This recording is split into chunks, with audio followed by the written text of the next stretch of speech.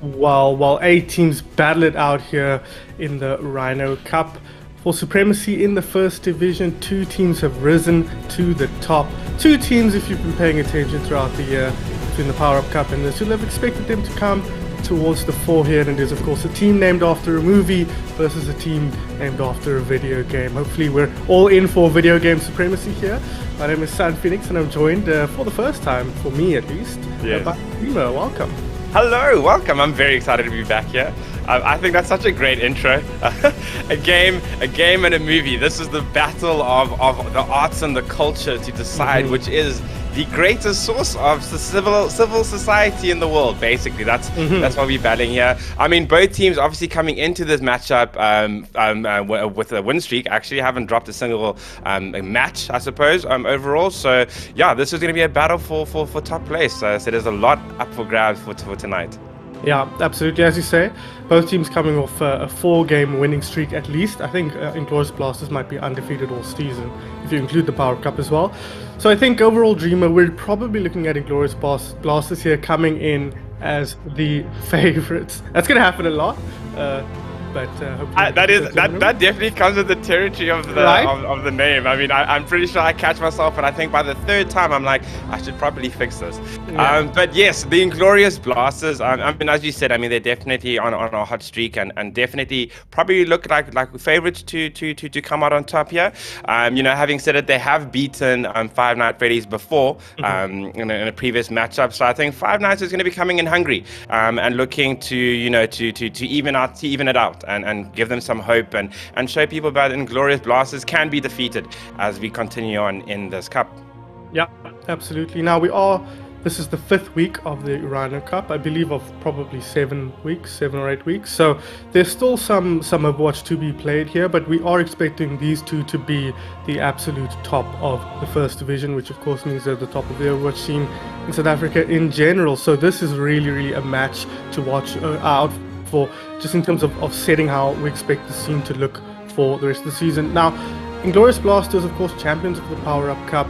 We don't know yet what the outcome of this league setup is going to be, but they're going to want to come out on top here. But Five Nights, they're coming in with something to prove. As you mentioned now, Dreamer, Five Nights did drop their last series against Inglorious Blasters, but they've been looking a lot better this season, or this tournament especially, having recently come off a 3-0 victory against Beastie Boys. Now, it's worth saying, Beastie Boys are in a little bit of a building period of their own roster, but having stood the test of time as one of the greatest teams in South African Overwatch for the last few years, that's quite a strong showing from Five Nights, especially coming into what should be a very difficult match against Inglorious Blasters.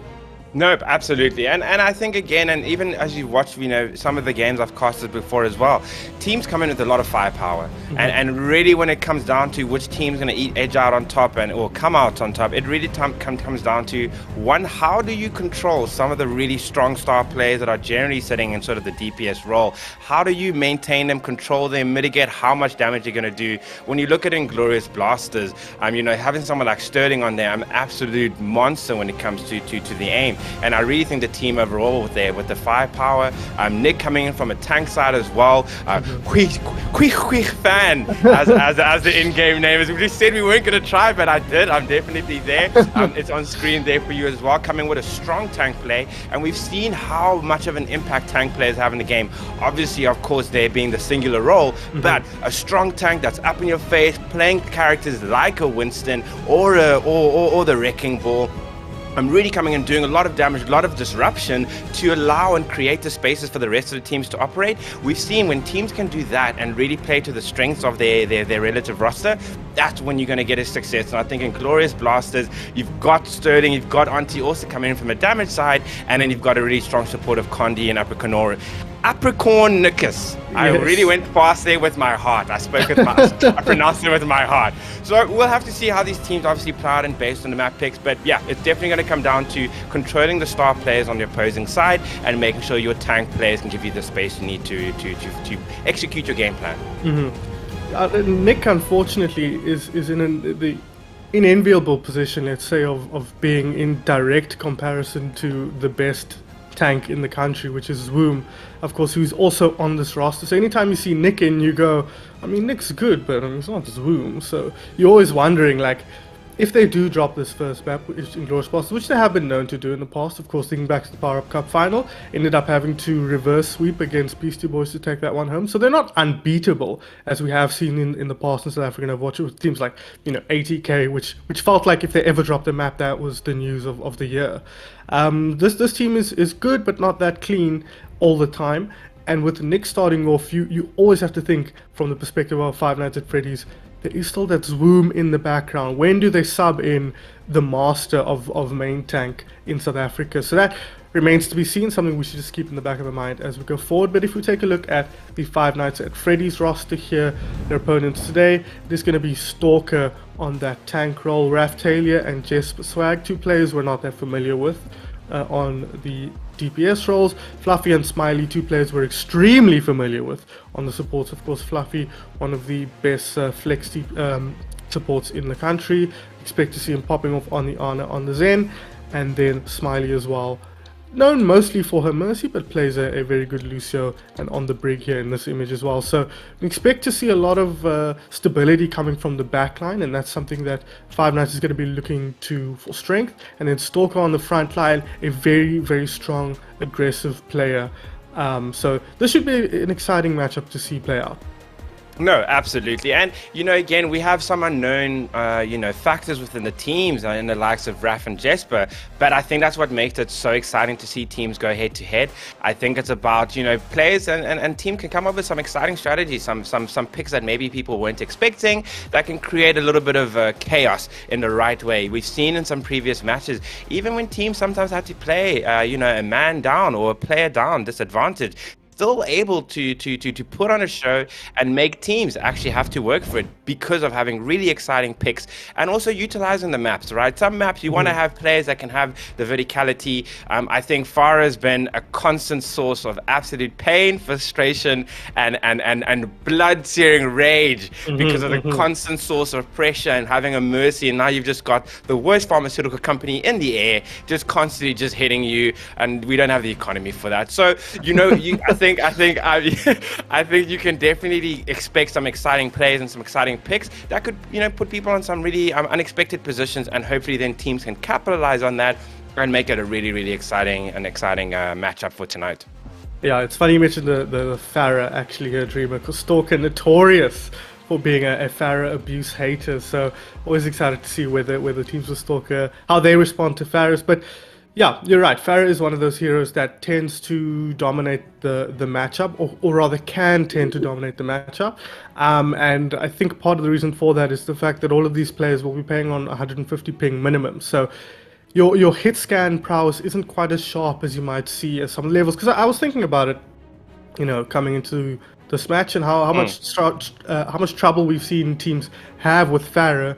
When if you look at the professional scene, Farah's not that dominant force like we see here, and I think that is a big part of it. Obviously, when Overwatch is your life, it's your job, you're playing it all day, every day, which these teams won't be doing necessarily. You can come up with solutions to that a lot more easily. You can play a lot more cohesively as a unit, but also just the fact that you know that your DPS, thinking about a player like Sterling, I have to get his name right. He always gets mad at me when I call him by his old name. Yes. Think of playing like a player like him playing on 20 to 40 ping. You're thinking, damn, that is a scary prospect. So he's playing with the weighted gear on here with 150 ping, as everyone else is, and that could end up being an issue.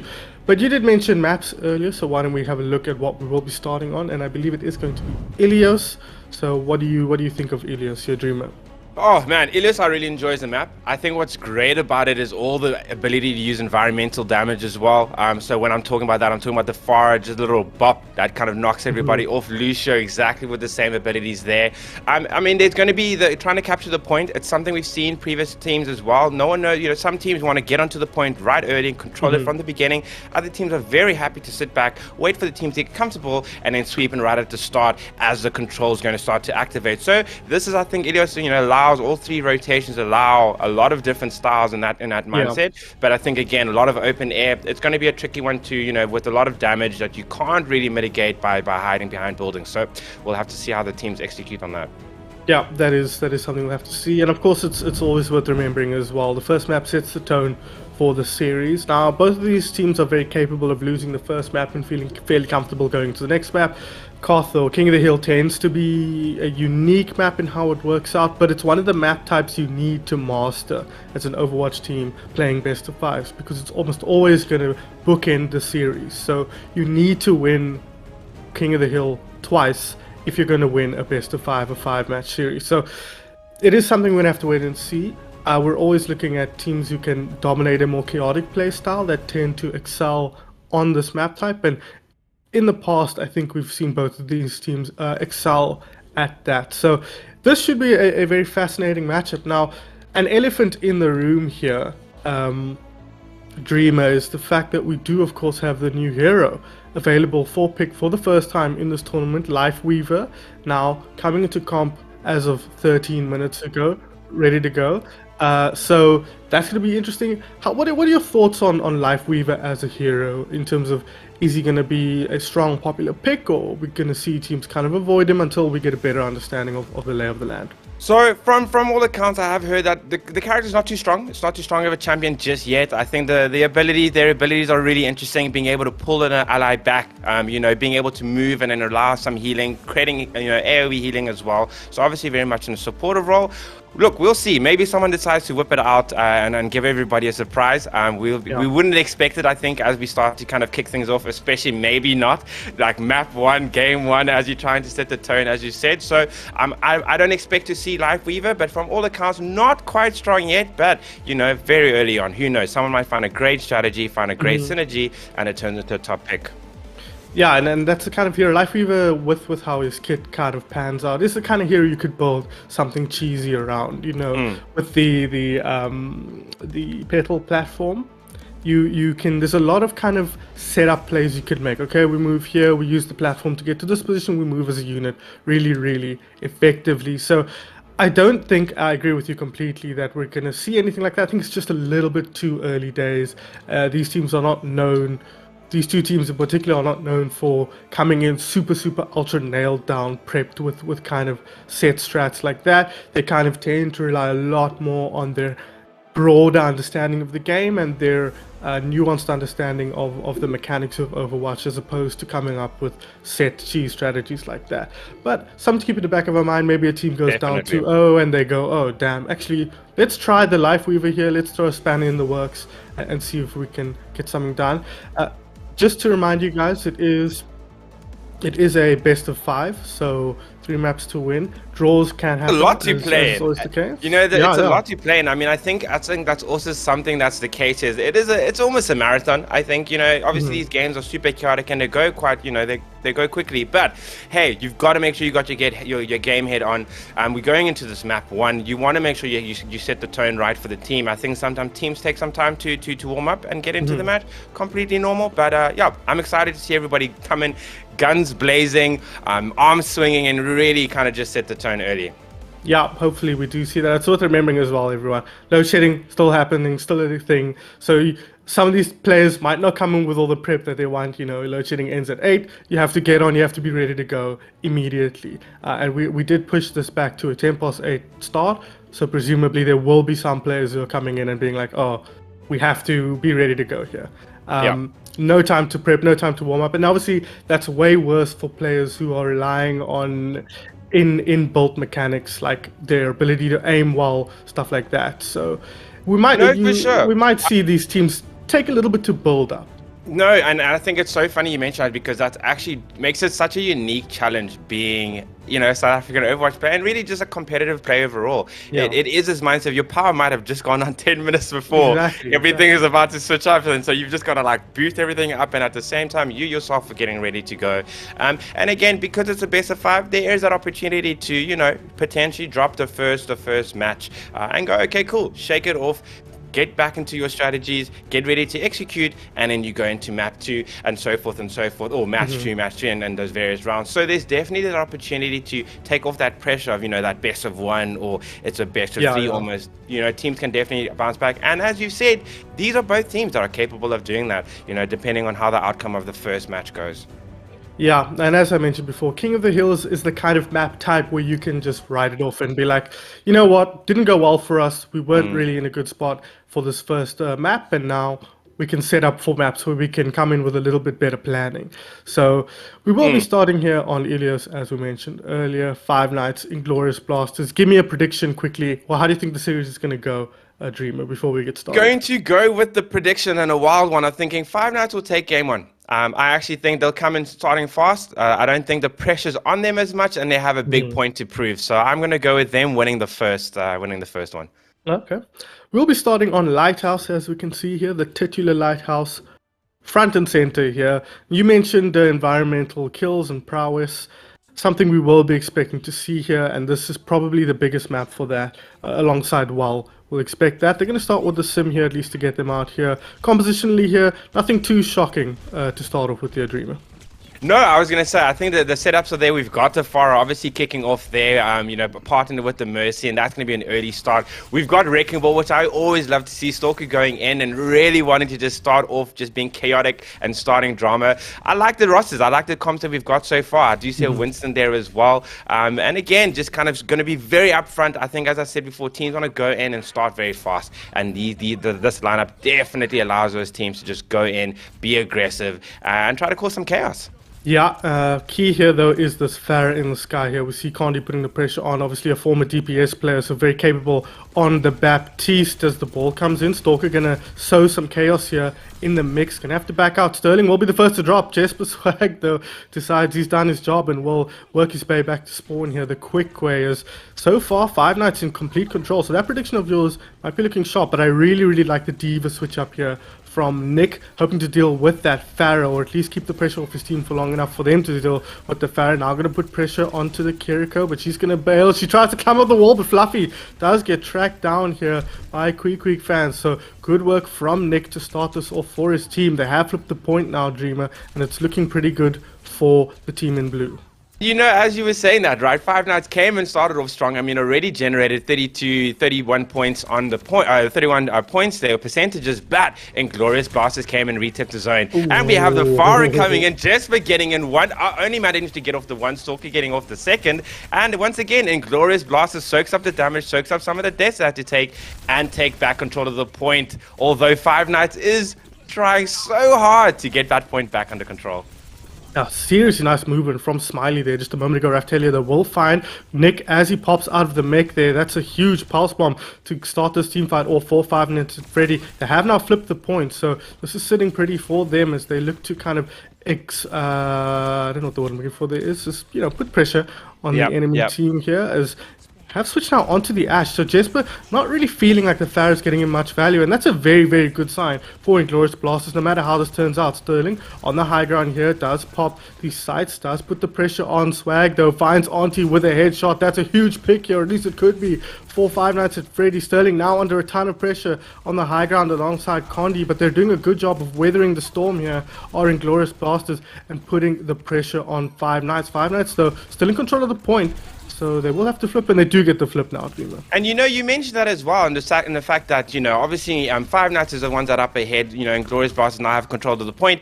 And you've also mentioned Inglorious Blasters have switched up their character selections pretty quickly. That's an interesting one for me, to see them adapt so fast. I normally see teams kind of settled into their stride and see if they're actually just warming up or if their characters need to change. But to see them switch up so quickly, get back control of the point, and it's now become just a seesaw back and forth. They have really come into here swinging. They really want to make sure they start this best of 5 the right way, both teams. Yeah, very even matchup so far. 70% the point will be flipped now. Sterling finds a pick onto Smiley, the best pick you could hope for in this situation, but he will get tracked down and taken out, so they have to wait for the soldier to come back into the fight. But 5 Nights at Freddy's in control now. No ultis really to work with outside of Smiley's Valkyrie, so this is going to be quite a lean fight here for both teams. And I mean, Inglorious Blasters does not have a lot of time. They really have one last chance to really go out. There's already 90% sitting on the side of 5 Nights Freddy, and they have one last push that they have to try to make it. They've been switching up characters quite a lot, so I'm not sure if they're going to have the consistency to close this out. Fluffy there, coming in clutch for his team, already taken down on Diablo. Anytime you can get on Diablo or the Tracer out of the fight, you're feeling like you can win it, but this is a pretty good comeback from Inglorious Blasters. They've picked off 2 off the back of that opening salvo, and they're looking to clean it up here. Bob, though, will take Nick out once again. The Baby Diva taken down. Bob on point, cleaning up there. Lots of low HP heroes getting picked off by Bob. Sterling has switched onto the Bastion now, but won't be able to make his way onto the point. A bit of a desperation pick at the end there, but everything to play for both teams, and Five Nights, as you predicted might be the case, Streamer, they're on top to start it off. Yeah, look, I mean, I think in Inglorious Blasters, it's always good to see teams wanting to kind of switch up, the champions that they pick. But I worry that happens a bit too quickly. You know, you don't have the time to actually execute on your strategy, get into the right play, get into the right rhythm. And Overwatch is a big part of that ebb and flow of the game. You know, when the team can group up and go back for a counter attack. But it's hard to do that and also synergize with your ultimate when you're switching characters so often. So we'll have to see if that maybe was an issue where if Inglorious Blasters had stuck with it with one set, they could have seen it out. But having said it was also really, really close. It was such a back and forth game. And now we don't have as much of the environmental kills aspects outside of, right in the middle on the edge. So we'll have to see if this is going to create a difference in the team fights now.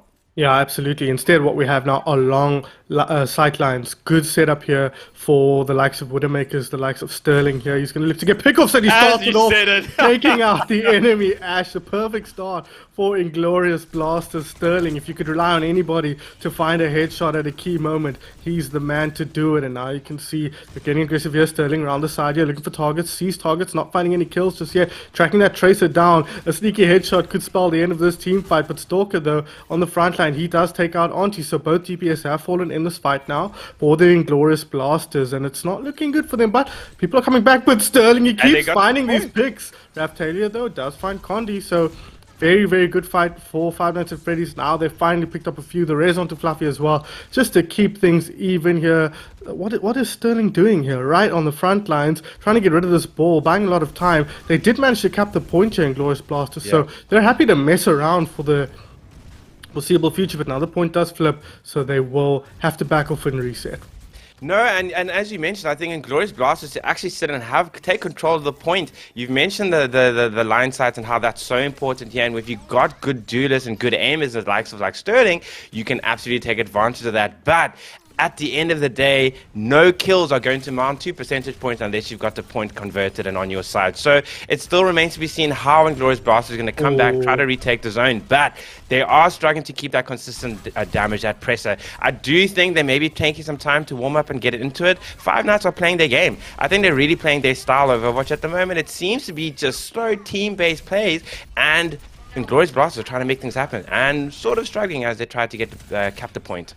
Yeah, well, it was a couple of good picks here coming out of Inglorious Blasters and both teams actually, but at the end of it all, looks like Five Nights managing to assert control over the matchup to start off with Stalker here on the Diva. A pretty good pick against snipers. He happened to be on the right hero for the job, and now they can get super aggressive here. Interesting to see Condi on the Brig, not a hero you'd think matches up very well with his skill set. You kind of want him on heroes where he can assert himself. Maybe the Ana would make a lot more sense, but clearly they feel like Apricornicus the better pick on that hero for now.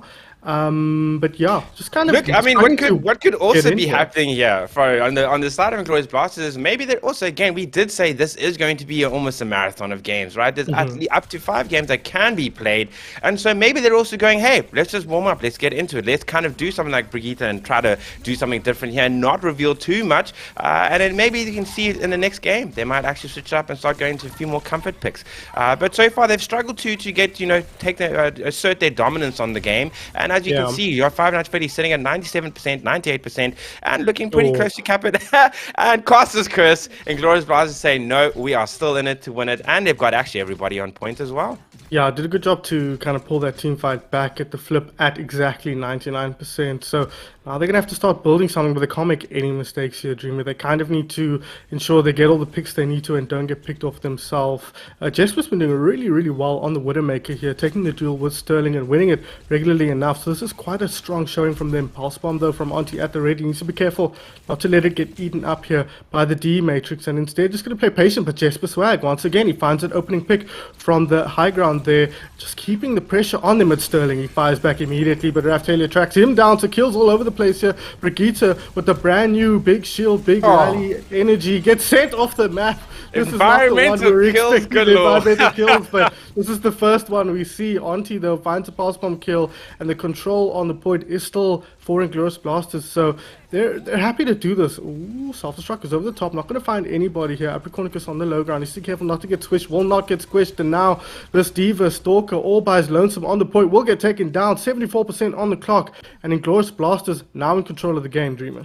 And that's what we were talking about, right? Them getting into the rhythm, getting into their game plan, and also sticking with the characters that they have. Having said that, I mean, I have seen Connie switch up quite a bit. Now he's sitting on the Lucio for a bit. And obviously that's doing well, giving them that consistent healing, AoE throughout, and also giving them the ability to move around a lot faster. But I definitely feel that as a team, Inglorious Blasters are starting to come together, and Five Nights is now starting to get pushed, not feeling as comfortable as they felt before. And now we've got Inglorious Blasters getting it all the way to 99 and trying to keep it. Yeah, this is looking pretty good for them now. Overtime does take over. Pulse Bomb at the ready for Raftalia. If he can land it on the ball, that might be exactly what they need to push themselves over the line here on the side. Five Nights of Freddy. There's the Pulse Bomb on Diablo. He finds the enemy tank, though. So does Raftalia. So good kills for both teams here. But I think Inglorious Blasters are well in control here. They force them back, prevent the touch, and they will equalize things here on Ilios. What a turnaround from Inglorious Blasters. I mean, again, that's something we said, right? They obviously have the firepower. They can go toe-to-toe with Five Nights, absolutely. I felt that they weren't really getting into the rhythm, or they were allowing themselves and going, hey, it's only map 1. It's only map 2. It's only round 2. We're okay. Let's just keep playing our game and settle into it. But I mean, you've also mentioned again the dueling aspects and the fact that there's so much open space and ability to shoot from long range. That was a lot. I think Sterling has some really great early picks that set up the team and the rest of his team to get onto the point, start to take control, and never allow Five Nights to come back. And now Five Nights go, okay, cool. We still played well. It was still super close. I mean, it was 99% all up until it wasn't. So I don't think they have any worries and any concerns they need to have either. It's going right. Let's get into this map. Let's go and show our gameplay. Jeez, Jesper dropping low, and yes, Sterling does end up finding that kill. So they were expecting this Farah here. Nice movement from Sterling. Gets booted onto the high ground, and we'll use that to get out here. Stalker looking for targets here, and so is Queeg on the other side. Auntie finds another pick, so the DPS popping off here on the side of Inglorious Blasters. Picks going their way. That's going to allow them to take control of proceedings here on WoW. And that's exactly what happened in the previous map, right? It was those early picks that allowed them to take back control of the game, and now they're not even waiting for the point to get captured first. They're going straight into taking control and starting to charge up their percentages. Wow, Jesper though hitting back from downtown. Yeah, such nice shooting there from the Farah. We'll find that opening pick now. The pressure starts to build now on the Inglorious Blasters. They do have control of the point, so they can afford to draw these fights out. But Jesper on this occasion, he's doing an amazing job just keeping the pressure on. Condi here on the Lucio will get tracked down, taken down by Jesper. Swag as Inglorious Blasters losing pick after pick after pick, but they're happy to just draw it out now. Yes, they're giving away ult percentage, but they are in control of the point, so the longer they can just keep the fight going while keeping contesting. Okay, quick fan off the map there. Nice boop from Jesper to get rid of the ball, but look at this, great rotating from the Inglorious Blasters here. Just keeping control of the point, building up a nice extra 10%. I really love these mirror matchups that we're seeing, right? We've got a double wrecking ball. We've got two tracers sitting here. It's really, really great to see them absolutely just going, hey, we might actually be picking the same things. The double wrecking ball is a great switch from Five Nights at Freddy. I think that's something that's giving them a bit of a different, dynamic to their team and to the way that they're fighting, which is starting to do some good. Managing to get onto the point, cap it, and now slowly starting to generate and catch up to the 42% that Inglorious Blasters are currently on right now. Condi doing his best Wallace impression here, all other side of the map, trying to get picks by himself here. He was, of course, a DPS player, as we mentioned. Look at the shooting here from. Oh, sorry, it's not Condi. It's Apricornicus. Condi, this is the hero I like to see him on. That hero exactly. He finds that pick, does get traded out, but the pressure is on now for the Inglorious Blasters to get the picks they need to. And so far, it's a very, very even fight, a very messy fight here. Minefield at the ready for Nick here, but the point will flip. Very, very even Stevens so far, but Inglorious Blasters now in control. They're going to force Five Nights at Freddy's back to spawn. Man, and you know the way this game is going right now, and specifically this round, it's so chaotic. And I think when we see them having very chaotic fights, and it's just these constant skirmishing and players dropping one by one, that's when you see the games being really, really close. But when one team manages to get into their rhythm and control the space, oh goodness! And a revive coming out, and a Mercy dies for it. Yeah, that's a bit of an ambitious resurrection, shall we say from Spine. She does get it off, but I think they'd rather have had her alive than Jesper resurrected. So Sterling, he's now popping off on the Cassidy here. One of the heroes you'd expect him to do very well at, and he's showing that right now. Apricornicus onto the back line. Oh, quick fan. What a play right on the edge. I did not expect that to go there. That could have been a little bit embarrassing, but he knows the limits of the hero there, Dreamer. That is absolutely right. And look, I mean, Inglorious Blasters are definitely settling in now, sitting at 92%, getting close to the finish line. And Five Nights maybe not quite having an answer there with to the Wrecking Ball mechanics. Yeah, unfortunately not. They do track down both DPS on the side of Inglorious Blasters. So this is what Five Nights at Freddy need to pull this one back. They have, of course, lost Smiley quick into the hole. He's alive for the time being. Whether he stays alive remains to be seen. I think he's still in there, just hanging out. No, he's worked his way out. And the minefield is down as well. Exactly, so he can exert himself on the team fight now. Raf Taylor almost with Pulse Bomb. He's taking the duel against Antiablo. He's doing it very well, but Auntie's not focused on him. Auntie's focused on the enemy tank, and he will find him. Stalker taken down, but he will, and Queequeg also tracking down Jesper Swag. So Inglorious Blasters, a slow start for them, but they've converted it into a very strong end here on Ilios. They will go 1-up in the series. Wow, that was, you know, we laughed about the Wrecking Ball chilling in the circle, but that actually allowed Five Nights to stay in there just a teeny little bit longer, and it almost looked like they were able to steal away the victory at the end.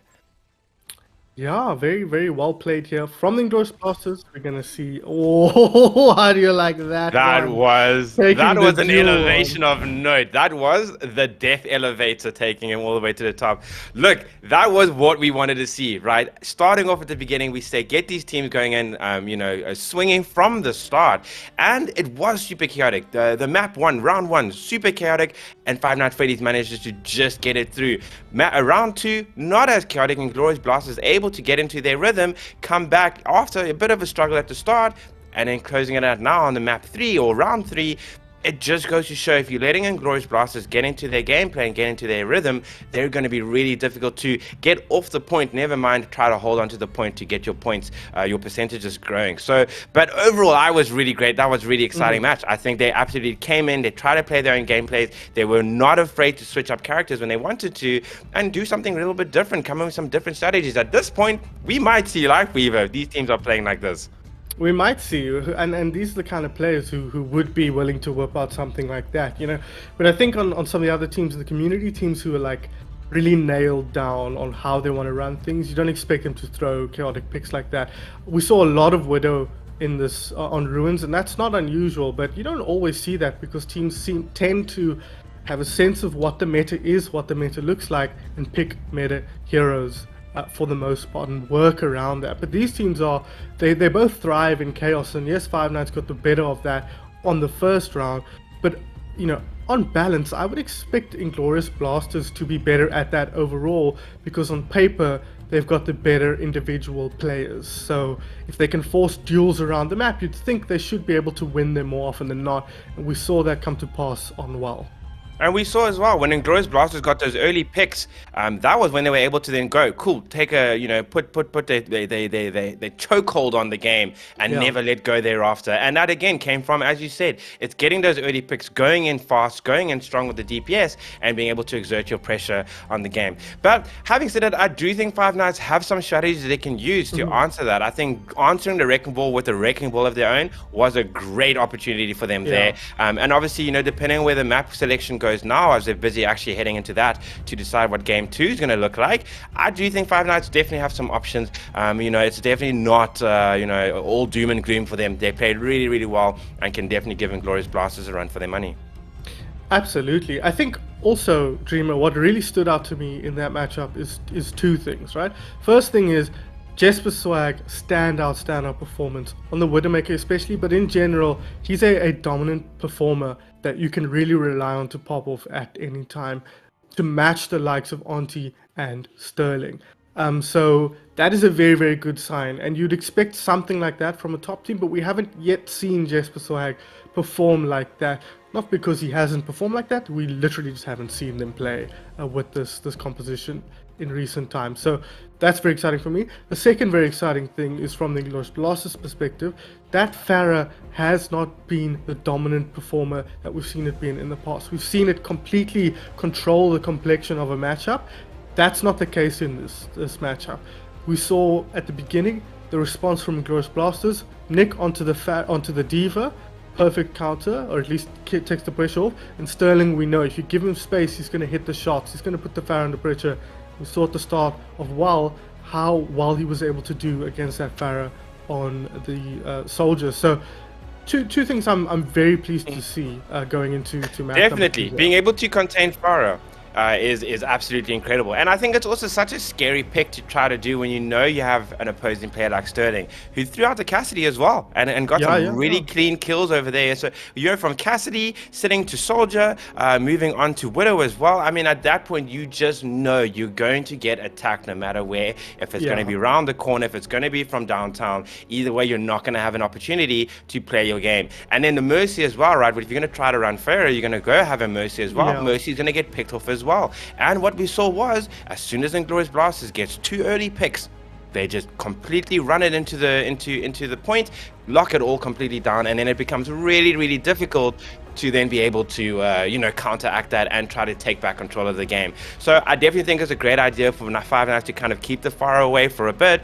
and try to find other players or other characters that they can work with. And the Widow, as we saw, I mean, player of the game from Jesper, you've said it already as well, he's clearly on form, feeling himself.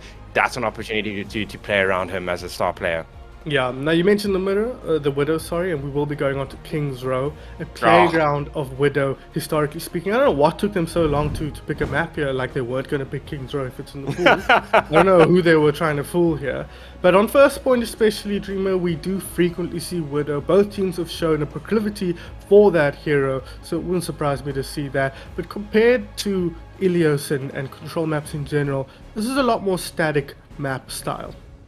No, absolutely. I mean, obviously here we're going to sort of go into a control point followed into the payload, which obviously kind of makes it for very interesting play. There's also a few choke points.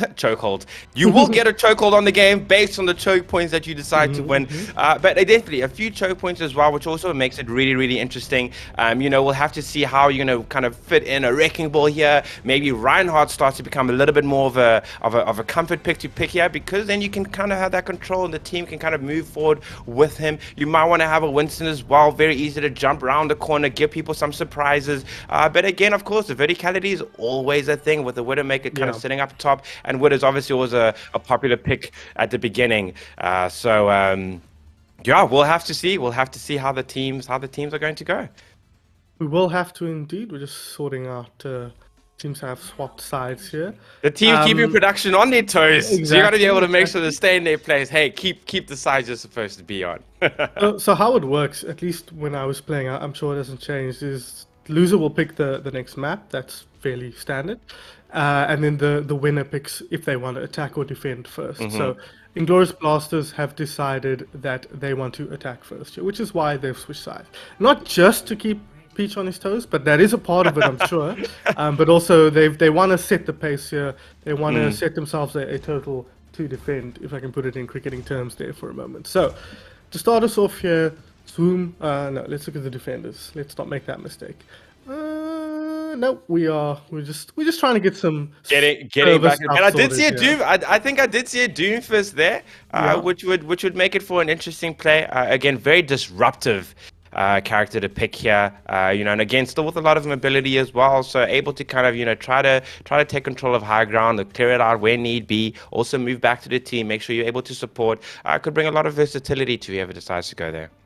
Yeah, but I think the big story here coming into Kings Row now, yes, Inglorious Blasters 1-0 up, but they also want to set themselves up here for the rest of the series. I think we do have Zwoom now back in on that tank role, a scary, scary prospect from 4-5 Nights at Freddy's. I really don't like disregarding Nick in the way I do, but it's so hard when you've got Zwoom as his counterpart, as his other, the player that he's alongside for that role. It's so hard not to look at that and say, damn, Zwoom's in, that's terrifying if you're Five Nights at Freddy's. And that Zwoom on Diablo combo, we saw it back in the OG days, how terrifying it can be. So this we could see this totally turn on its head now. And what's so interesting as well is, I mean, obviously, you've spoken quite highly around Zwoom and what they bring to the table. So for them to have started off with Nick and already gotten that first map, that first point, and now you're bringing Zwoom, can you imagine as well from the Five Nights side what that's going to do for their mental? Having said it, though, that team also Five Nights hasn't been unbeaten for no reason, and I'm sure they'll also be going. They knew they would have to face this. They'd have to go up against a Zwoom style team, and they might have some answers and a different approach to take there. So, I mean, again, they've definitely got some strategies up their sleeves and some opportunities. And again, having Jess with playing the way that he's been playing, he can definitely bring something to the table that's not going to, make Inglorious Blasters have to work for it. Yeah, and this is a different map style as well. So they've got an opportunity now to build a composition around the map in a way you don't really have the same path to that on a control map. They'll kind of tend to get played out the same. I'm pretty sure we are not starting here. Yeah, they are still sorting out the servers. They are unblocking servers. It's very complicated, guys. If you don't play Overwatch, a lot of players from South Africa block the Middle Eastern servers. You don't want to play on them. Some people get really bad ping to them on top of some other reasons you don't want to play on those servers. So you don't get to pick what server you play on. There's no drop-down menu or checkbox where you can say, I would like to play. Yeah, sorry, there isn't custom games, but so there is no working drop-down. Yeah, there we go. That's you were technically still correct in saying that there exactly. So this fiddling needs to happen because people want to play on the EU servers or they get terrible ping to the EU servers. I don't know. It's very complicated. Bottom line is we want to manufacture the best scenario for everyone involved here. Absolutely. Sometimes we have to go into and out of the maps. Also, who wants to say no to seeing our wonderful faces? I mean, it's a cold, chilly, probably load shed evening, Tuesday evening there, and for maybe some of you that aren't in South Africa dealing with load shedding and still here watching, so we've got us for company, and we're here to get excited. I think at this point now also the anticipation to see the explosive action. I mean, we had such an explosive match one, so I'm really, really keen to see a lot more of that, and I think they were very eager to go, to really bring that same energy. Although, as you said, obviously Kings Row is a different style map that's going to create a bit of a different play style. But if the first map was anything to go by, they're going to bring chaos here, whether we like it or not. It is going to be exciting, and I also think it's going to bring a lot of adaptability that needs to happen. One thing maybe we haven't kind of spoken about too much in the previous game, of course, it was just so much chaos and so many things going on at once.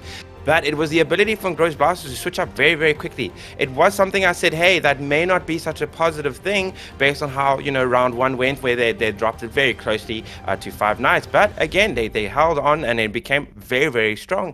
And it was just constantly switching up characters. And so I think that ability to change very quickly and react and still be able to execute on a team level, I think is a really, really strong ability and something Inglorious Blasters is seeming to doing very, very well tonight. Yeah, something that I've criticized teams / a team. Peach, I'm sure is so sick of hearing me talk about this, but criticized XVG Ragnarok for being very inflexible in the past, and that's the kind of team that understands the meta, works on the meta composition, tries their best to understand its strengths and weaknesses, and executes on the strengths and weaknesses of that composition. These two teams are not cut from that same cloth at all. So you would expect to see them, as you say, Dreamer, figure out stuff in a matchup, you know? They know what heroes are strong, they know what heroes they're good at, but because they're not necessarily nailing down all the tenets of the most meta compositions, they're going to come up with some wacky stuff. We saw Aquatic for... Oh no, I failed. I failed. Almost. I'm sorry. I got so fast, Sterling. I'm sorry. Okay, we've now migrated to the NA. We're doing servers, a world. We're doing a the world worst tour with of all worlds. We're I doing think a only world the tour on the Chinese server servers. is worse from a South African perspective. But yeah, You were we saying would Sterling, expect though. yes, Sterling. I was saying Sterling. That's correct. Yes. That's the word I was Yes. saying. We saw him on the Bastion a little bit, and we can see these teams. They're gonna see a situation and be like, what heroes do I know that can solve this problem? Not how can I fit what I know into our composition to counter what they're doing. So there's going to be a lot more flying by the seat of your pants here if you're both of these teams to I come love up that with problems, phrase. and that's It's a exciting great phrase. to. It is a great phrase. That's a I'm great excited to team see how name, these teams actually. respond to the match. I think we're all ready to go here, Dreamer. Yes, finally. he says. I think we're finally ready. We've got everything set up, and the servers have given us what we all need as well. No, look, I think the Sterling kind of that Bastion pick was so crazy, and it actually did really well. Obviously, it was a little too late. When Five Nights did close out then, but it still showed there was some impact. There's something that he can throw out, and I also almost think that was kind of like a hey, you don't know what I'm gonna pick. Don't assume you're gonna know. And a little warning message to the team, and so it proved. And here we go, kicking it off. Sterling on the Widow, and already a little wave there, setting the tone for how we're going to go into this match. Yeah, it's going to bring out the Junkrat, actually. Not a hero I think I've ever seen Sterling play. You know, if you ask me what DPS heroes does Sterling have in his... Oh no, Zoom executes Raftalia from very close range there with the one fire strike, and that's going to open things up now. They're going to get aggressive here. Apicornicus boosting Zoom, the big angry metal man, going forward down a corridor. Unfortunately for Five Nights at Freddy's, this is not the start they were looking for. They might even pick off the ball on the way out. No, they won't. But what more could you ask for from the perspective from Inglorious Blasters here? What a great pathing. I mean, you've talked about Zoom, and clearly, I mean, just that impact right out the gate to go through with that pathing, even get a picks. Again, the early picks has allowed them to straight away go and convert the point into a payload, and now we're on the move. So quick as well. Yeah, they're trying to even pressure. You see how aggressively Zoom is sitting here up ahead. Still in vision of his team, so he's not overextended here. He goes forward, goes back for the charge back, under pressure, but the mortality field is there, the healing is there, so he's already exerting himself on the matchup in such a huge way here. How much space has he created for his team? They're already now through the dangerous part of the map. Just was like dropping low, taking down Sterling once again, finds an opening pick.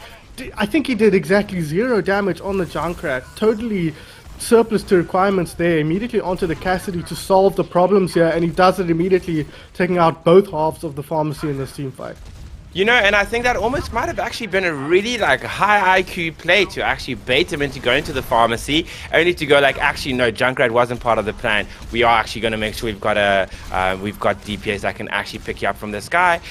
They've still stuck to go with the pharmacy. We'll have to see how that's going to work.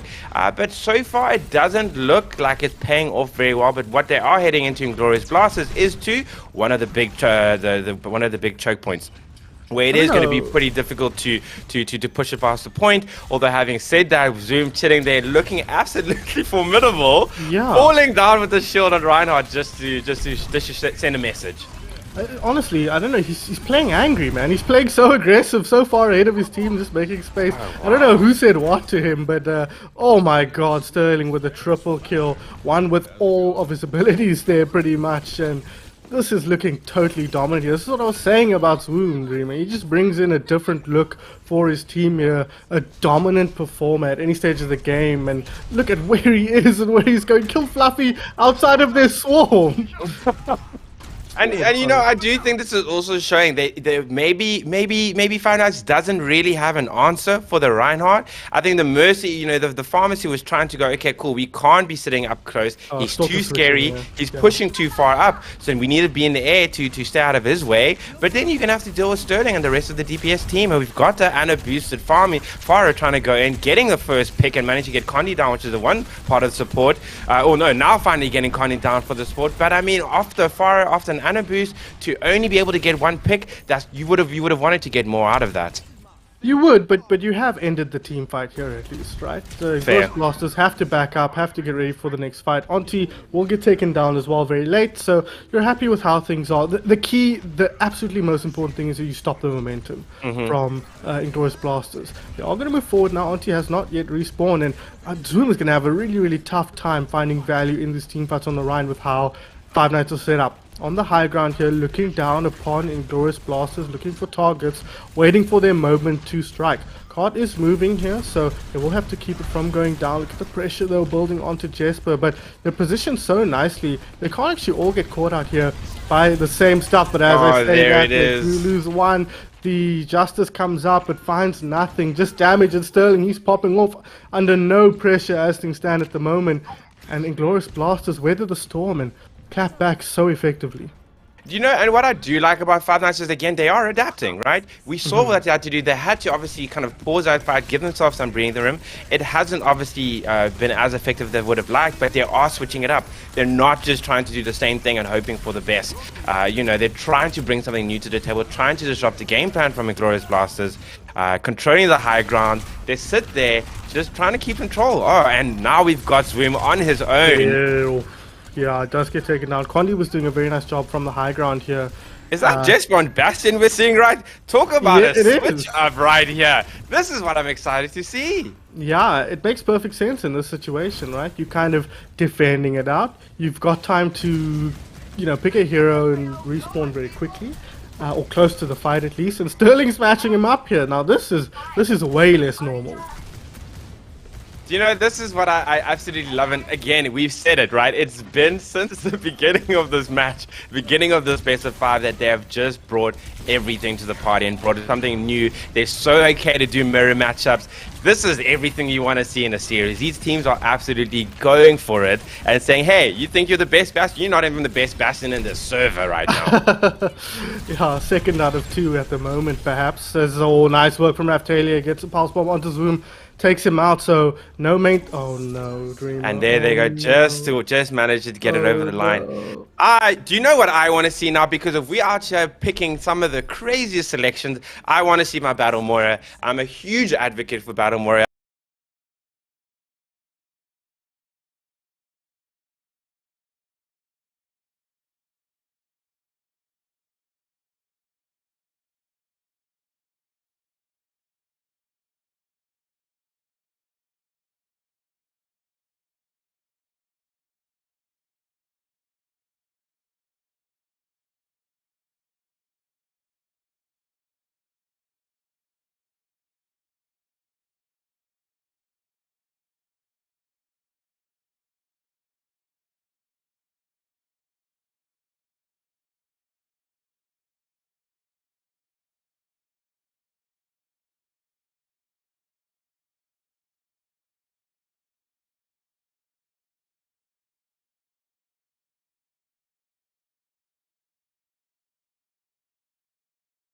Oh, good. I still have very, very low game sound, by the way. Like, basically no sound.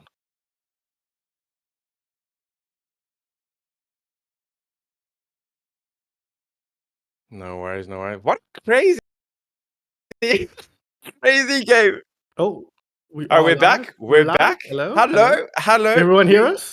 We were always Um, ready. We never, yeah. ever stop casting all the way through.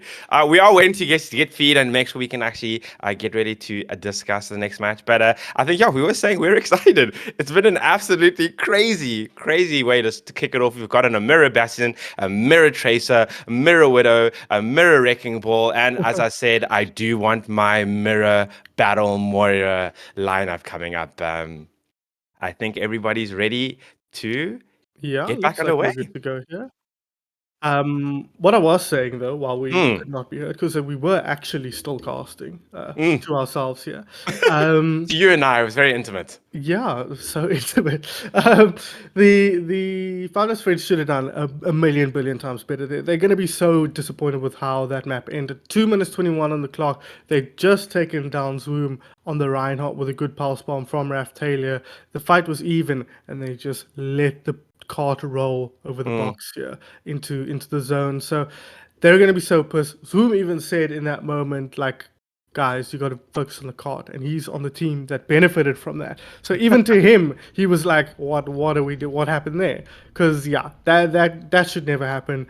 Unfortunately for them, they just didn't have a man marking the point, and they managed to sneak it over the line. So 500 Freddy's now going to be playing from the back foot. 2 minutes 21 is a tall order to try and beat here if you Five Nights. If South Africa could, convert in cricket as we were going there, we did the football, the sporting analogy. If we could convert one of the highest win rates or run rates and convert it to a win, I believe in Five Nights at Freddy's to come through with the fastest second round payload push to the end. Look, I think at this point, I think the way they've been playing is going, hey, if there's nothing left to lose, throw everything and see. Throw everything at the wall and see what sticks. So we'll have to see what they're going to do here. I mean, they have opted to kind of, go pretty standard with the way they've gone before. Still got the Pharaoh and the Far Mercy sort of set up. I'm not sure if that's going to do so great. But of course, when you're kind of defending the payload and the control point, you're going to be kind of grouped up. So potentially it could help them. But I just think if it didn't work so great on defense, I'm not sure how much help it's going to be on the offense. What it does do is it takes Zoom out of the game in terms from Jesper's perspective, right? He knows Zoom's not going to really be pressuring him. If he is throwing fire strikes at him, I mean, that's probably better for your team, as Sterling under a lot of pressure here, all by his lonesome, but he's got the healing actually, he's got the cover here. Raftalia in the hotel, needs to get out, does get out, but Sterling keeps track of him and takes him down. Zoom, I just said Jesper shouldn't be having issues from Zoom here, but then he does end up going. So Inglorious Blaster's going to hold very, very firm here to start off. And again, I mean, the pathing and the way that Inglorious did this in the previous, when it was their turn or, their start, that pathing through the buildings to just drop right on top of them and still get a pick on the way. Whereas now, it avoids what often happens on this map, at least in my games, where you're sitting here struggling to take over the point, and it just becomes a slogfest. And especially without the time on their side, all the pressure sitting on Five Nights at Freddy's. Inglorious Blasters are more than happy to sit back here and soak it up. Huge stick there from Raftalia onto Sterling. We'll find that opening pick. Now Justice from above. We'll find one. Make that two, make that three with the help of a couple of well-placed rockets. So Five Nights at Freddy's, they were just waiting, building up a few ultimates, and perfect execution from them there to find the picks they needed, and now they can get the cart moving. The dream is alive. The dream is alive. Look, we were just talking about how it's a very difficult point to try to take control of, and they managed to do it with a very clean wipe. I think the point you've mentioned around Farah and the fact that Jesper now is able to kind of go up against Zoom without having to be up close and personal, clearly, obviously, worked there. So I stand corrected. I think maybe that might actually turn out to work quite well in their favor. We will have to wait and see, though. Of course, he will have to worry about that man right there, Sterling, on the Cassidy, putting the pressure on. We know how well he can do on that hero, and even this man right here, Condi, with the weaving, he can put damage onto the Pharah every now and again. Stalker gonna have to take avoiding action here with his ultimate. Kitsuna Rush on the point as well. Lots of damage coming through, but Raf Taylor, he will be the first one to drop down here. Stalker under pressure. A lot of players in the background here too, at least as Sterling and Jesper get caught up in some kerfuffle there, but Sterling does come out the better there using his Rhino shield as you are supposed to, and now getting forced back. That is not the current spawn. The current spawn is the one that Raftalia is currently headed towards, so needs to be careful here. Ooh, lots of damage coming through, but so far Inglorious Blasters, they're holding exactly where you want to hold here, Dreamer, right under this alcove. And again, something that we mentioned again from the previous game, payload is really, really important. I see the fights are kind of being pushed out all over, and on Inglorious Blasters, it's great for them to pull off some of the players on Five Nights away from the payload and just picking these fights that aren't helping the team actually push the payload. They've got to make sure that they're going to make sure they have enough time to make it to the next checkpoint and still make it further along. They've got to take this all the way. And so far, that's proven difficult to do. And now we've got Zoom sitting in their spawn, just creating all the pressure in the world.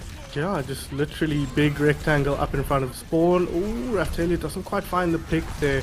But Stalker's in now. He has switched over onto the ball. I like the ball here compared to the Doomfist. I think it allows them to sow some chaos.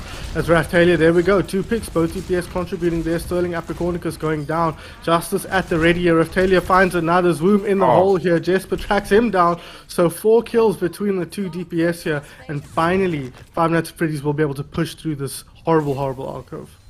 It's so interesting to see these two approaches that these teams are taking. You know, Inglorious Blasters really just came in and just went swinging and did not stop right through to the very end. Whereas you're finding Five Nights needing a bit of time, finding the right picks, make sure they can generate their ultimates before they're able to make a big push, get a team kill, and able to push a payload further. Unfortunately, when it comes down to time, that might be taking up too much. But so far, they are making progress and making almost more than halfway through to the next checkpoint. And they're making progress here in this team fight as well. Sterling drops down. Raftalia takes positive impact from the pile driver from Stalker there and finds that pick as we see Jesper tracking down Condi. Finds him, takes him down. They have lost Raftalia in the meantime. Justice from above onto the... Yes, he does eventually right at the end. I think he'll be okay with that. The last couple of...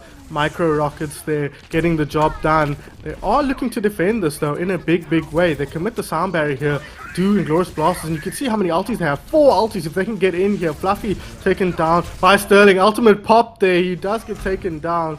Unfortunately for him, Smiley is back, does get the res off here as the tank of Zoom moves forward. He's got Condi at his back now. He's got an Earth Shatter as well.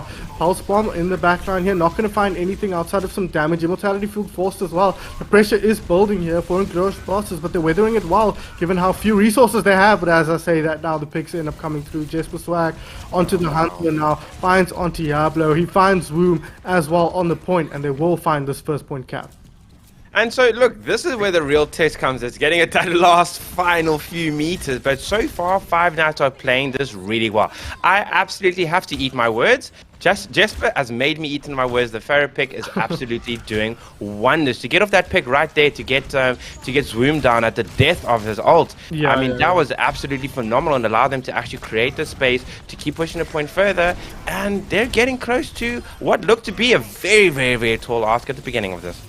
Yeah, but they're already down in time, so we wouldn't have expected them to do better. But if they can get a clean cap here, that will be good for them. But they have already lost 2 players in this team fight, so not looking good to get it done straight away. You can see the minefield here right in front of Stalker. He has to use some bullets to get rid of a few of the mines. Wound dropping low, but yeah, with Smiley dropping here, they're just going to force them back here. Sterling going to take some pot shots, but Inglorious Blasters will release the pressure just a little bit. And you know, you mentioned as well the reliability of the support and the backline of Fluffy and Smiley on the side of Five Nights, and I really think that's come to the fore. You know, of course, everybody's been playing exceptionally well, and Jesper, of course, just stand out and doing some incredible picks. But you need a strong backline to be able to give you that kind of that opportunity and the space in so many ways to actually be able to do that. And just seeing the way Fluffy and Smiley have just been so consistent, also willing to switch out and change to different characters to keep the versatility going. They've done a really great job despite how much pressure gets put on them, with Sterling going all the way up and Zoom kind of pushing them forward. And now they're sitting there once again, chilling in the spawn almost. Yeah, Stalker loves to get his nose up in the enemy spawn here, but speaking of noses up in your business, Sterling with the tactical visor finds 2 there. Stalker comes back, takes him down. Did he just drop to the hole? He absolutely did. There he goes. Bye-bye, Stalker. And I think that might just be the end of this team fight. Five Nights at Freddy's once again going to be rebuffed here. And Inglorious Blasters are going to be very happy about that, because the next fight, they'll be sitting pretty with 3 ultimates, almost 4 ready to go. And Five Nights is sitting on 25 seconds to try to get through to the last point, which of course is really a difficult one because with the timing, I mean, as you said, the extra turn almost 2.5 minutes on the side of Inglorious Blasters puts them in a pretty comfy position. But you'd want at least Five Nights to go, hey, let's try to get this point to the end to at very least do that. They're going down to under 10 seconds. Having said that, though, I do think, hey, there were some really great positives here, and they have something to look forward to. If they don't get it all the way and we move on to the next game, I do think they've got a lot of positives to take away from here. Absolutely, but this one's not over yet, Dreamers. Zoom has taken out Stalker now during the ultimate. Jesper Swag, though, he will fire back, but they have lost Raftalia. They do have the EMP, though. That might be what they need to push this one over. Torben on the front line. Sterling, though, fires back. Somebody's disconnected, I think. It's an awkward timing, but yeah. Sterling on the Torbjorn here. That's again not something we see. We're seeing a Is lot of Is different Sterling doing looks an out of any Sterling. percentage speed run to play every character towards the end? Oh, unfortunately, we do have someone that just dropped there on the Yeah, side of that Inglorious Blasters. was on Diablo dropping out there. And Unfortunately once for him. again, we are here with our wonderful, beautiful faces to say Yeah. hello as we kind of wait to see out what's going to play there. I mean, look, obviously it wasn't over yet. It's very much obviously looking quite comfortable for Inglorious Blasters. I mean, they sped through, but what I will say is this: we can obviously see Inglorious Blasters did really well. They had a strong run, and that's I think why they were so keen to go into the attacking side first and really set the pace. But Five Nights had some really great moments there, and I think regardless of the outcome of this round and this match, and maybe they're coming out, they end up 2 down. I still think again it is a best of 5. Yes, it's going to be one game after the other after the other. They need to do a reverse sweep if they want to walk away from this positive. But there have been moments of magic. There have been some great picks that they've done. You mentioned it as well. On the side of Five Nights, when they went off the Doomfist and went onto the Wrecking Ball, what a difference that made in the way they were able to play, try to compete, and also disrupt the strategies on the side of Inglorious Blasters. I do think there's a lot of positives to be taken away there that they can look to go and, hey, how do we now start to execute going into the next match, or trying to see this one out. Yeah, I definitely think while Inglorious Blasters have looked the stronger team, it has not been one-sided by any stretch of the imagination. We are back in here. Sterling low, EMP'd up, sound barrier, I think just for Smiley's own self there. Yeah, nobody else expected about that. She's just buying time for the team to come back, but it's a 5v4 for a while Jesper Swag respawns here. Condi pops the ultimate here. He's going to look to keep his team healthy. He's going to allow them to push forward here. Look for the picks, but the big man is back with the big hammer swinging away here. Everyone's a nail for him, and he's going to find pick after pick after pick, and yeah, that's going to be that. A short interruption there, Dreamer, but regular programming resumes. Regular programming, indeed. So really just ending it how he began it, really. And there we go, Sterling on the Cassidy. I mean, we wouldn't even know what character he was going to get to play the game with how many he switched to.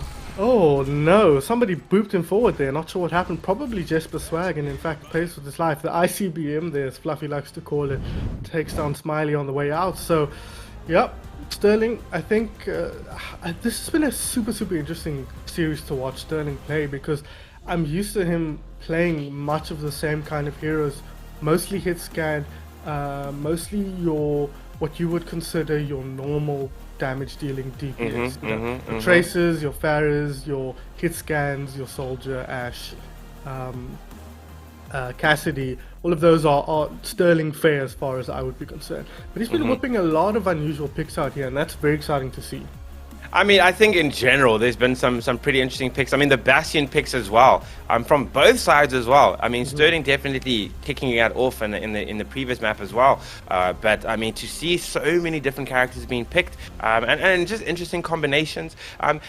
Five Nights as well. The far I said I was a little worried about how that was going to play out, and they played it really well. Obviously, didn't get it to the end, but nonetheless, it was a great disruption. To your point, I think Zoom, and it's just something, again, you've mentioned this so many times, and it played out exactly the way you said it. Zoom brought such a different energy to the dynamic of Inglorious Blast. I mean, the way he kicked off right out the gate, just running in, being up ahead. I mean, not just the front line. The front line was behind the enemy line. I mean, it was absolutely, phenomenal. And so that dynamic, the way the energy there and the team for Inglorious Blasters was Zoom, meant Five Nights had to adapt, and they did really well. Unfortunately, it was almost, maybe you could consider it too little too late, although I think that might be a bit too harsh to say it that way. But, at the end of the day, it was a difficult matchup for them to combat, but they did really well with some really interesting strategies. Yeah, they absolutely did. Like you said, Zoom, I think he brings something different here. I haven't often seen Reinhardt played like that. We usually expect Reinhardt to operate as an anchor for a team comp or a composition. And that's not what Zoom is doing at all. He's playing it like you would see a monkey being played or a ball being played, where he's just playing ultra aggressively, going forward, doing damage, and trusting on the healers especially to keep him healthy without himself overextending. And that's what you can expect out of Zoom, knowing the limits of every single tank hero right down to the details, and he's been doing an incredible job of that. Now we do have a substitution here, Dreamer. Inglorious Blasters will be bringing in Atsu in place of Condi. I wonder about these swaps, because I'm always Quandy, Zoom seem like two of your best players in those Yeah. roles. In like, if you could choose any two players out of the breadth of South African Overwatch, you might pick those two players. So subbing them out, I'm always have questions about, but we saw on Ilio streamer worked out for them. Nick did an exceptional job to bring them to a map win there. So as we go into Junkertown here, what do you think we're going to see here? What do you think, if anything, Five Nights has to change to bring themselves a W? Look, so I mean, you mentioned the impact that a substitution has, and now specifically talking around sort of the back line.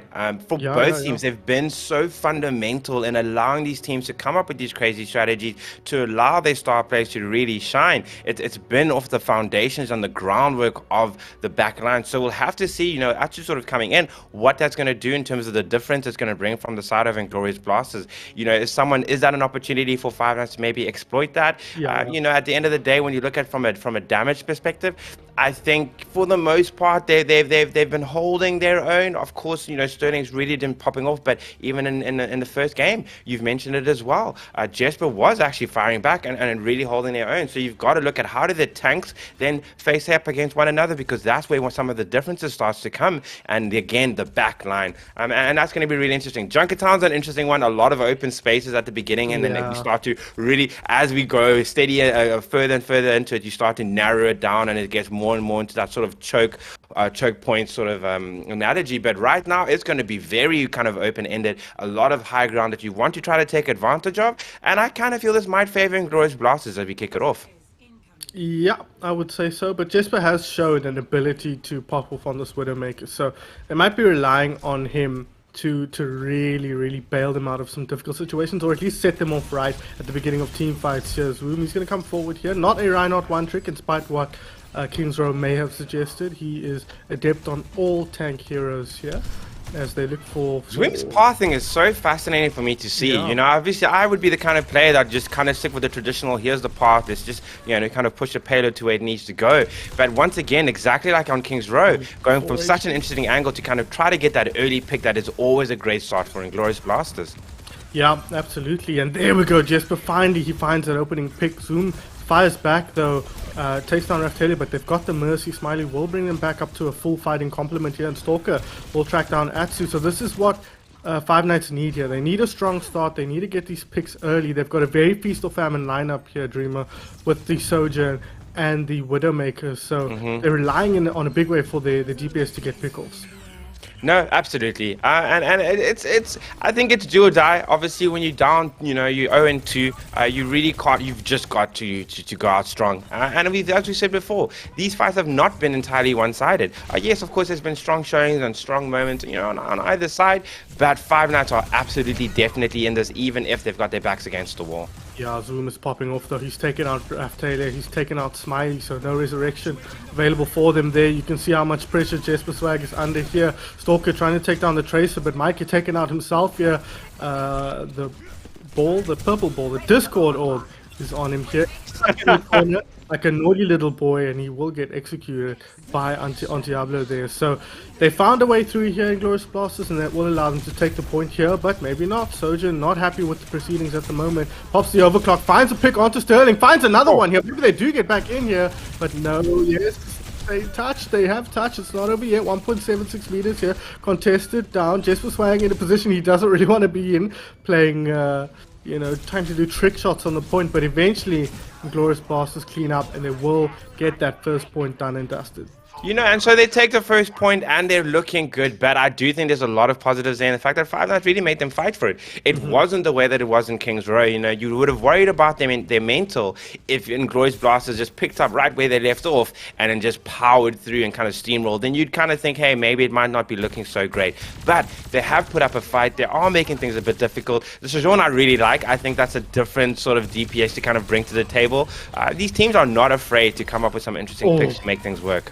Speaking of interesting picks, Diablo finds an interesting pick in the enemy backline there. Fluffy taken down, but Raftalia gets rid of Diablo. Now they can look forward, but Zoom, he finds the support there. Smiley taken down, no res available once again. So unfortunately, this chaotic playstyle that Inglorious Blasters are bringing to the fore is working out so well for them. 28 HP Raftalia under so much pressure with no mercy. He's struggling here to find an opportunity to do damage, but they've got Gravitic Flux at the ready here. They've got another overclock from Raftalia, so they might be able to burn their way through this next team fight, but there is a Transcendence available as well, Dreamer.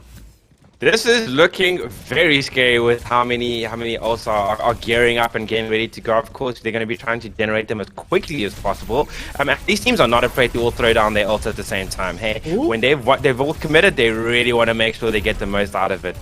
And it's already kicking off. Yeah, it is kicking off. Pulse Bomb thrown down there. Doesn't find anything here. Raftalia manning up, but he does get anti-healed, and that opens him up for the kill. So that's going to be a player dropping straight away here, but the Gravitic Flux comes out. Stalker desperately tracking down Sterling. Wants to get rid of that pesky soldier, but won't do so. At least not immediately, as Fluffy now under pressure takes down Auntie. Will he take down Zoom as well? Looking to do so with the help of Smiley here. The Valkyrie plus the damage boost, and does find Atsu. So Fluffy popping off for his team there a little bit. I think again, it's Five Nights coming with really interesting picks and trying to do things different. I think Sigma coming in is something new. We haven't seen that being played yet, and I think, you know, for me personally, I have not seen a Sigma yet in any of the games that at least I've been watching. So it's really bringing something fresh, something interesting, and it's requiring Inglorious Blasters to think about what their answer to that is. What is their play style going to be? How are they going to adapt to that? How do they do it differently? Sterling is now sitting on Pharaoh, which he had not played yet. So again, you can see that they're forcing Inglorious Blasters, or Five Nights are forcing Inglorious Blasters to bring something different, to make sure they can still adapt and not make it such an easy, clean win. Yeah, absolutely. Zoom low here onto Fluffy here. The May as well, we haven't mentioned, but also a very interesting pick here.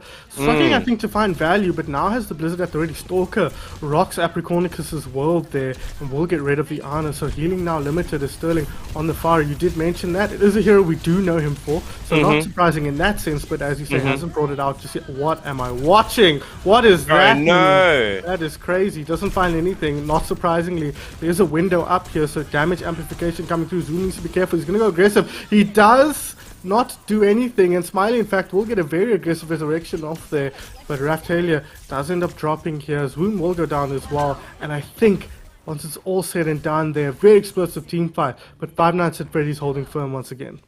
And what's so great about that is this looks so chaotic, and there was so many deaths going and all those things, but the payload was not moving.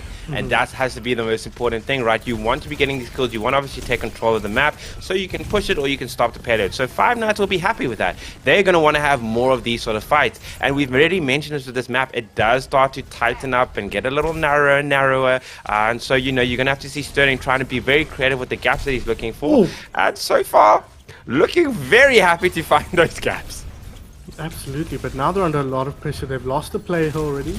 And now you can see the pressure that Stalker's under here. Looking for teammates, looking for healers. Has to rotate back to Stalker. Smiley, he will find the one kill there. Gravitic Flux at the ready. He's going to go for it here. He's so low HP though. Sterling ends it, but they trade out here. Who's still alive on the point? It's mostly blue players, and that's going to be good for Five Nights at Freddy's here. Atsu going for the resurrection. They won't find it. Zoom dropping low. Overtime ticking down. And I think Five Nights at Freddy's have done it here. Zoom gets back in for the touch here. You need to be careful because once Sterling gets back in here, a chaotic fight really benefits a Farah, but I don't think they're going to get into touch here. No, they're not.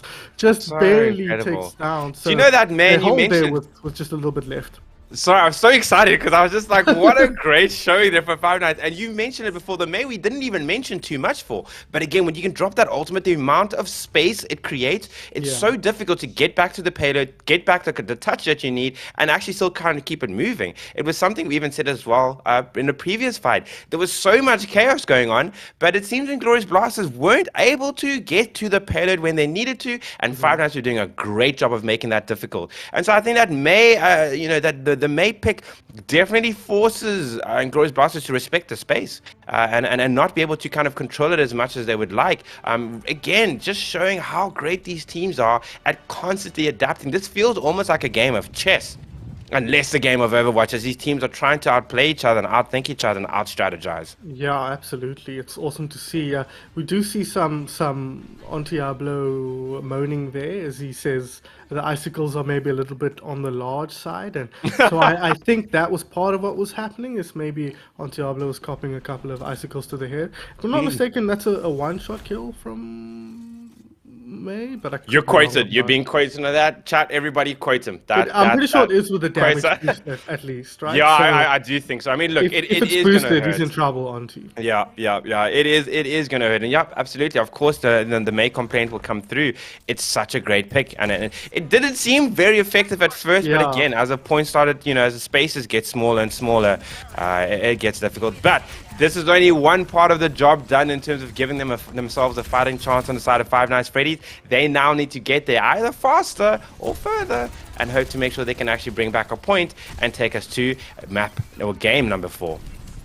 Is of course, just to remind you guys, a game versus a movie here. Five Nights versus Inglorious Blasters. So far, the movie is winning, and we can't have that here. We're not watching a movie, we're watching a game. So hopefully, Five Nights can bring it back, at least make it a more even series here. As we see Stalker getting aggressive here. He wants to find Auntie Diablo. It's a hard hero to kill by design, is the Tracer. And Auntie's doing a good job of taking a lot of Stalker's energy here. As Woom gets in aggressive here, we'll pick up the Mega, we'll now rotate onto point just to sow some chaos here. That's been a key tactic for the Inglorious Blasters here on Junkertown. So chaos, ooh, looking for the shot, lines it up, gets one off there. The Suzu wears off just before the shot comes through, as Apricornicus keeping himself alive, and finally they find the pick. Stalker goes down, and that should open the floodgates here. Swag goes down, Smiley goes down, Raftalia gets a return kill, but he's running out of teammates at a rapid rate here. Last man standing, a punch in the head from Zoom will spell his doom, and he wants to find more here. Stalker needs to be careful, but yeah.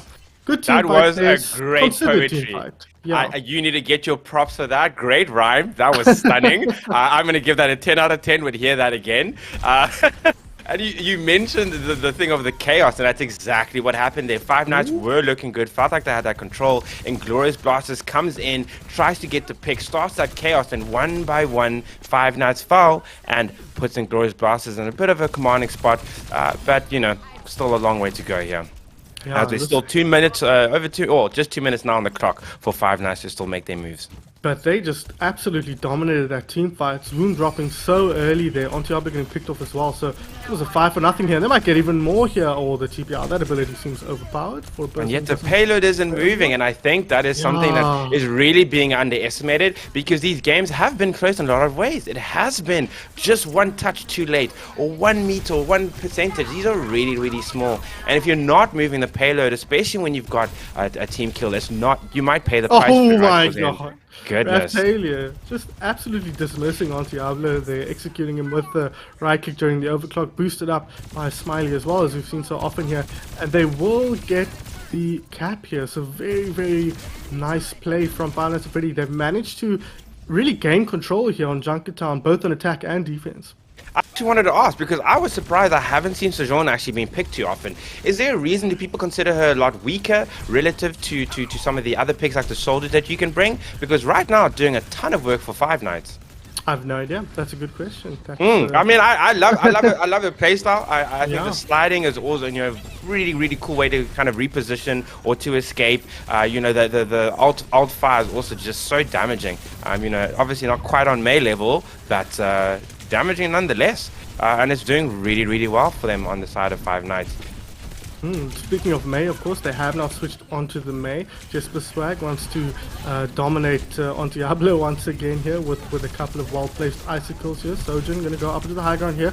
Sterling once again on the Torbjorn, but will find his death here. He does get Raftalia beforehand, but Smiley's in position, ready to get that resurrection. Here's Room on the point. Minefield down. He charges these up so quick, as we can see, and now he's controlling the point here.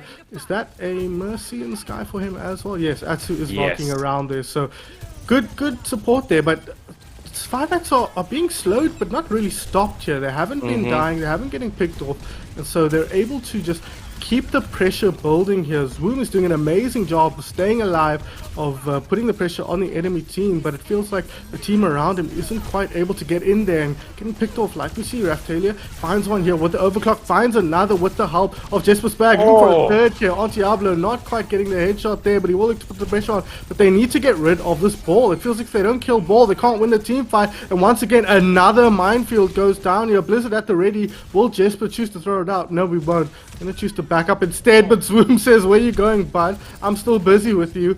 And he's gonna take him down. So Swoom, I mean, what more evidence could you need to tell me this? Right, and you can definitely feel him really start to exert his presence in the games. I think he's definitely felt the need to not have to be as upfront. I mean, that Reinhardt play was so aggressive on the King's Row, and really up in their face. Hamster, Wrecking Ball, not quite doing it the same way, a very different style of playing that he's doing, but just as disruptive. And I think he's definitely getting into his groove and starting to turn on the aggression a lot more.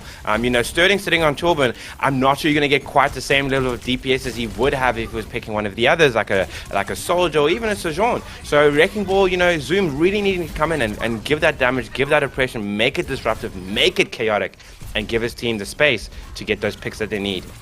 1 minute left on the clock here, Dreamer. There's not that far to push, but Inglorious Blasters have taken a very, very effective team fight, a fairly lean one as well, only really popping the Kitsune Rush, so they're very happy here. It's going to be a late pick and perhaps a stagger as well here on Stalker. Can he get out? Can he get kept healthy? The team is doing such a good job of keeping him alive here, and yes, they're going to force them back, but no! They get the D-Mech, they get Stalker down, they even pop the self-destruct. Oh no. And with only 40 seconds left on the clock here, this could be trouble for Five Nights. This could be. And again, it's just the chaos that Inglorious Blasters is bringing. And unfortunately, Five Nights are not quite able to keep it consistent. They've been really good around pushing the payload and trying to take control of the fight. But as you said, when they're not getting rid of the Wrecking Ball, they can't close out those team fights that they're winning. And it makes it really difficult to push the payload. And as we said, every meter counts.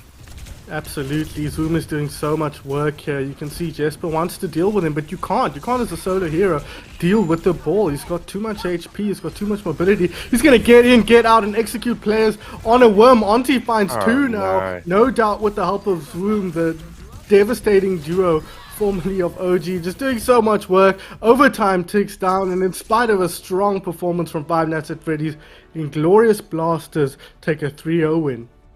What a chaotic end to that run. So close as well. I have to feel for Five Nights. I don't think the scoreline does them justice in terms of the way that they've played and in terms of the way that they've pushed Inglorious Blasters here. And again, here, so close at such a dominant and such a great, or not maybe dominant is not the right word, but a really strong first round there. And they really held Inglorious Blasters back. It was the first time we had actually seen them able to do that with a payload segment of the map. But unfortunately, they too were also held. And we've mentioned it before, that is a map where it starts off really open. It allows teams to play and have their strategies get executed. But it gets narrower and narrower and narrower, and it makes it really difficult and almost deceivingly difficult to get it to the finish line. Yeah, absolutely. So I like to talk about how 3-0 or 3-0 feels, and that didn't feel very 3-0 to me. Absolutely not, Just to jump off of what you were saying there, I think this is a match I would like to see again in the near future and see how these teams respond to each other going forward, because Five Nights were not dominated at all. We've seen some dominant matches throughout the year, throughout the history of Overwatch, and this was not one of those matches. It really felt like Five Nights could match them, but when it counted, and this is what makes a great team versus a good team, Inglorious Blasters were able to get themselves over the line. So that is going to be it, guys. 0-3 here for Five Nights at Freddy. Inglorious Blasters now extremely likely to top out the first division here at the Rhino Cup. So good job for them. But before we sign off here, Dreamer, who was your player of the match? Who do you think really stood out today? You know, I was just going to say it's difficult because everybody adapted so much in these different games, and from the backline to the tanks to the DPS, and you know it's really difficult. But if you had to say who would I put on the MVP side, I've got to say Zoom. I just think his impact relative to, I mean, from the get-go, and to find these really great pathing, it just shows the level that he's playing at. And as you said, it wasn't a dominant, it wasn't a runaway match. It was the little differences, and different plays absolutely brought so much to the table. But There's little differences we're adding up on the side of Zoom, and that's obviously showed in these games here. Yeah, absolutely, and it's worth remembering he didn't even start the series, right? It was Nick Yep. in, and Nick helped his team to a victory on Ilios, so contributing in a big way. But you can see the difference. Again, I hate mentioning it because Nick is a good player who's contributing exactly what his team needs him to contribute when he's in. But Zoom just levels your team up in such a huge way, and I don't even disagree with you. I absolutely think he could be considered player of the match. I think if you look at the other team as well, generally, Dreamer, I like to give player of the match to the team that wins. So I would give it to Zoom in this case, and I would agree with you there. But looking on the other side, I think Jesper Swag, Absolutely. a big standout performer for me throughout the series. Yeah, no, I absolutely agree, and that's actually who I would have gone with if it had been on the side of Yeah. Five Nights winning. But even regardless of their defeat, absolutely, he was up there as a contender for it. You know, came through clutch, got some incredible picks, and again, just showing the versatility. These were just two great teams showing how versatile they can be. I would be thinking to myself, if I'm any other team trying to look at these two, I don't know what to think. They all played like up to, you know, 4 or 5 different characters at every different point, and they looked really good throughout. Absolutely. If you were looking at this team thinking, how do we beat them, or what do we expect them to bring to a matchup, you still don't know. Like, they can do anything on the day, and then you'll have to come up with a solution. They really, we talk about chaos in a match or in a team fight, but it's chaos, you know, all the way to the bottom here. From the perspective of these two teams, they don't come in with a plan, so how would you know what their plan is coming in? So that's something very interesting to see, and these two teams are really leaning on the strength of their players, the strength of their mechanics, and the strength of their understanding of how a game of Overwatch is supposed to be played. But that's going to be it, guys. 3-0 victory here once again for Inglorious Blaster. They now top the table in the first division here in the Rhino Cup. My name has been Sun Phoenix. Dreamer, first of all, Goodbye, everybody. It was here, been a very fun. Had a lot of fun. Looking forward to the next matches. Yeah, where can we find you on the internet before we? You can find me at Binoir Dreamer on all socials. That's where I will be talking the usual talk that I do. Awesome. Of course, we do have Peach running the show here in the background at PeachZA on Twitter. He has a Twitch stream which he never uses. I'm sure he has a YouTube channel which he also never uses. But you guys can head over to Twitch, the Peach ZA on Twitch and on YouTube, I'm sure, and give him a follow there, and maybe one day when he streams you'll be notified of that. And then of course, my name has been Sun Phoenix at Sun Phoenix on Twitter, SUNPHEONYX, to find me there. I've mostly been doing this and doing some Rocket League as well, so if any of those things interest you, you can come and follow me there on Twitter. And then more importantly than any of that is of course the Cowser social media spots. So at ZA Overwatch here on Twitch, that's where most of you will be, or twitch.tv/ZA Overwatch. There's a YouTube channel, VODs always go there, so if you can't catch it live, head over to YouTube, it'll be on there, easy to find, and that's youtube.com/ZA Overwatch, or I don't know, at Overwatch ZA, there you go. At Overwatch ZA. And then on Twitter, I think they're at ZA Overwatch on Twitter as well. So if you want to keep up with local Overwatch proceedings, if you want to get signed up for the next tournament, be it the next segment here of the Rhino Cup, or some of the Pug style tournaments like Pride Cup, those sorts of things, I'm sure there will be those coming up in the near future as well. Or otherwise you just want to keep abreast of when the next cast is happening, or get involved in Pugs, those are the places to do it. And of course, everything happens on the Discord server. So I'm sure Nightbot has been posting the Discord server link in chat. If not, go to the social medias, there'll be a link there. But that's where you want to be, guys, the Cowser Discord server for all things Overwatch. Once again, my name has been Sun Phoenix. Hopefully we'll have another match this week. If not, hopefully next week. But otherwise, guys, have a lovely weekend, and hopefully load shedding doesn't get you down too much. Goodbye, everybody. Have a good